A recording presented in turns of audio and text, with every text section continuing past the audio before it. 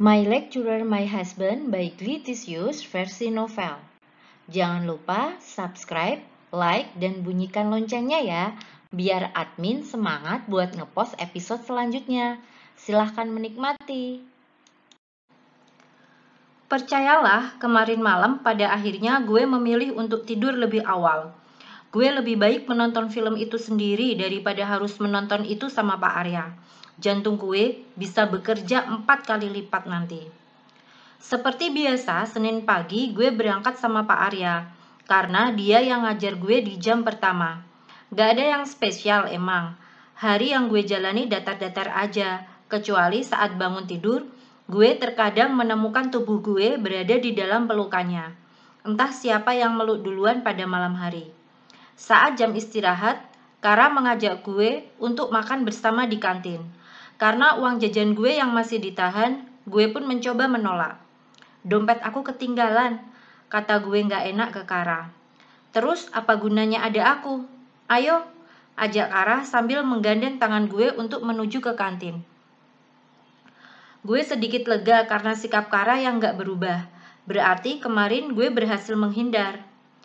Kamu pulang nanti gimana? Tanya Kara. Numpang Hanif atau Altan mungkin, jawab gue. Selesai kuliah jam berapa? Jam 4 udah selesai. Sama, kalau gitu bareng aku aja. Nggak ngerepotin. Rumah kamu kan beda arah sama apartemen aku. Kamu pacar aku, masa ngerepotin sih? Kata Kara yang membuat gue merasa miris.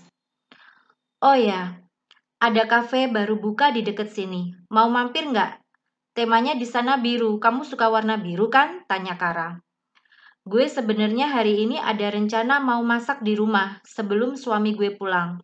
Tapi gue juga bisa menggunakan kesempatan ini untuk jujur tentang semuanya sama Kara.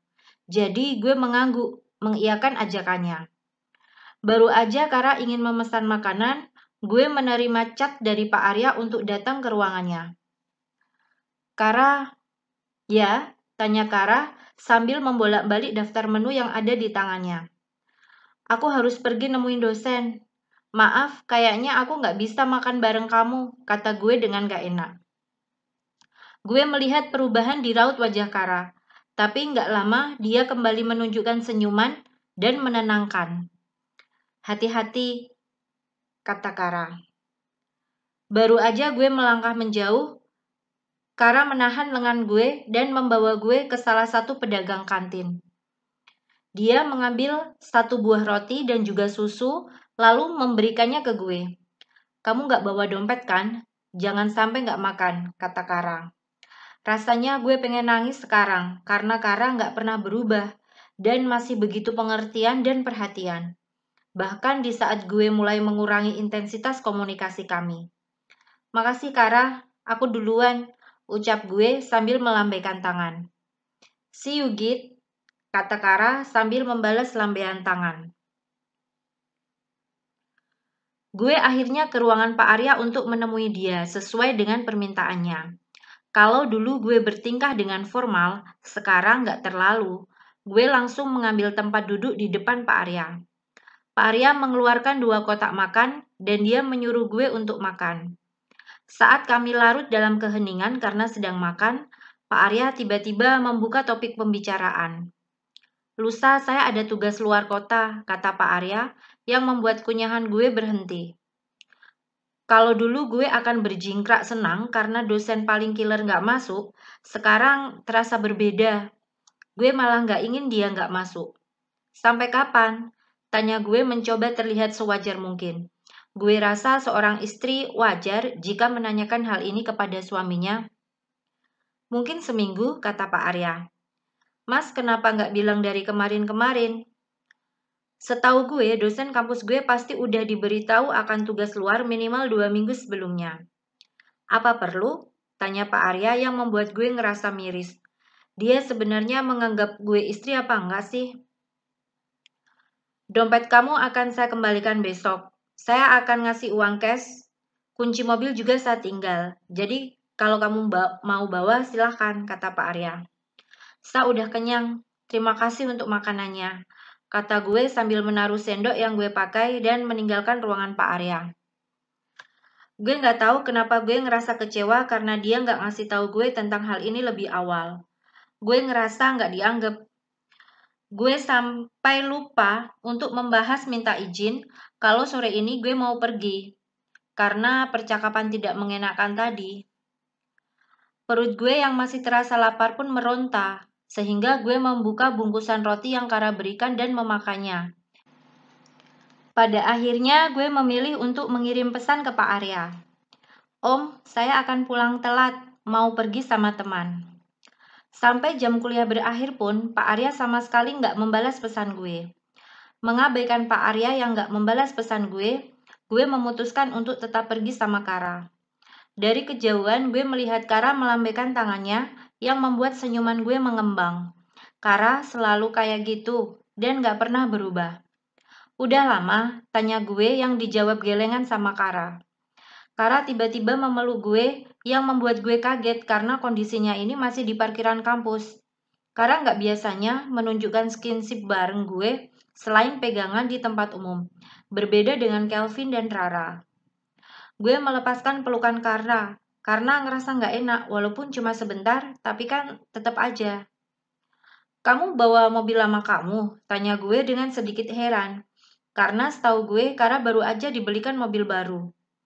Ini mobil penuh kenangan yang nggak akan aku lupain, kata Kara yang membuat gue tersenyum. Mobil ini memang menjadi saksi bisu awal gue menjalin hubungan dengan Kara. Mungkin mobil ini juga akan jadi saksi bisu perpisahan kita, Kara, kata gue dalam hati.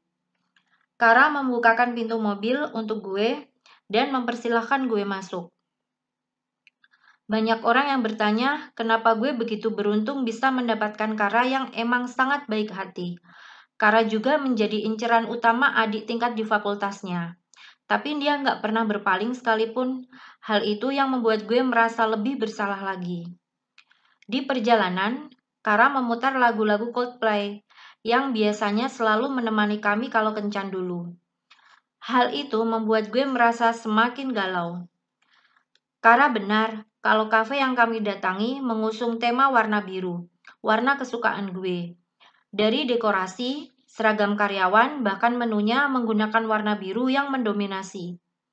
Kafe ini juga memiliki slogan Are you feeling blue? Come to Blue Cafe. Sepertinya kafe ini memang sangat cocok untuk gue saat ini. Menu di sini lebih banyak dessert unik dan juga lucu. Dan gue pun memilih menu andalan kafe yang baru buka ini.